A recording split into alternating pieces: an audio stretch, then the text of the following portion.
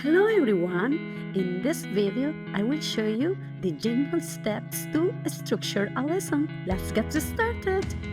The general structure of my lesson has 6 main stages. First, we start with a do now activity. Next, I present the learning intention and the general activities of the lesson. After that, we have a question time. Then, we move into the main instructional or explanatory part of the lesson, followed by practice and application. Finally, we wrap up with assessment and reflection. After this overview, I will explain each stage in a bit more detail. Okay, our first activity is the do now. This is a short activity that we do at the beginning of the class. The purpose of this activity is the following. First of all, it allows us to review our students' prior knowledge. Second one, it helps us to introduce a new concept. And finally, it allows us to take attendance while our students are doing the activity. Here we have some examples of do now activities. These include word searches, crossword puzzles, matching tags, labeling diagrams, quiz questions, code breaking exercises, and even simple problem solving challenges. Each activity is designed to engage students right at the start of the lesson and help them recall or connect to key ideas. Okay, the second stage in our lesson is to present our learning intention and activities. The first thing that we are going to do here is to clearly state what students will learn in the lesson. Secondly, we are going to outline the activities that we are going to do during the lesson. Finally, we are going to remind our students about homework. By doing these activities, our students will know exactly what they are expected to learn by the end of the lesson. The second aspect is when our students know the activities, they will be more aware of what will be done during the lesson, right? Because it helps them to prepare mentally and gives them like a sense of progression through the lesson. And that is what is very important, this aspect. And finally, remind our students about homework, reinforces responsibility, and ensures that learning continues beyond the classroom.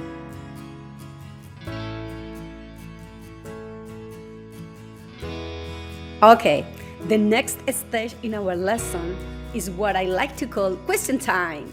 This is often one of my students' favorite parts of the lesson because it gives them a chance to participate and build confidence. During this time, I ask questions related to previous topics they have learned, which helps reinforce their understanding.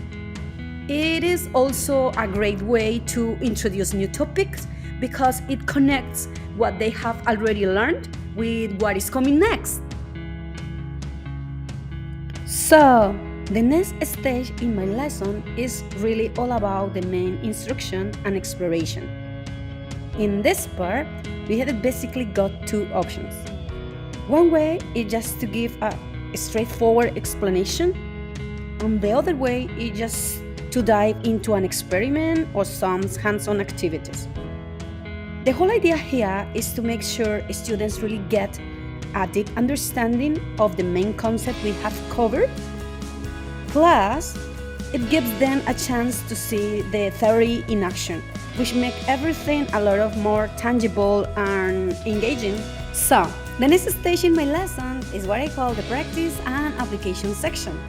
If I'm going with an explicit explanation, I will give my students some individual practice first, then follow up with group work to help them consolidate what they have learned. I will assess the learning and give feedback along the way. On the other hand, if we're doing an experiment, for example, I will provide a worksheet to guide them in recording observation, answering different questions, and tackling some proving questions to deepen their understanding. I will also offer feedback during the whole activity.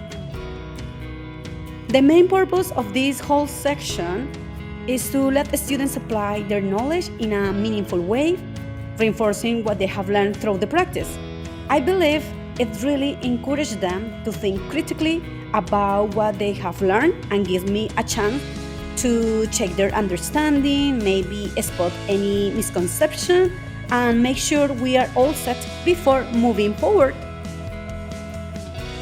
Okay, the next stage in my lesson is really all about assessment and reflection.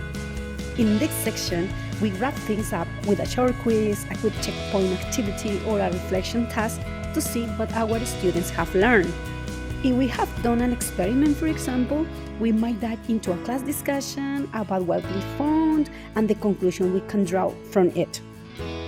The idea here is to let students consolidate what they have learned and show what they have understood. It also gives me, the teacher, a chance to gather really valuable feedback on how they are progressing and spot any areas that might need a bit more clarification. Plus, reflection encourages students to think about their own learning, connect new knowledge to what they already know, and figure out ways they can improve. And that is all.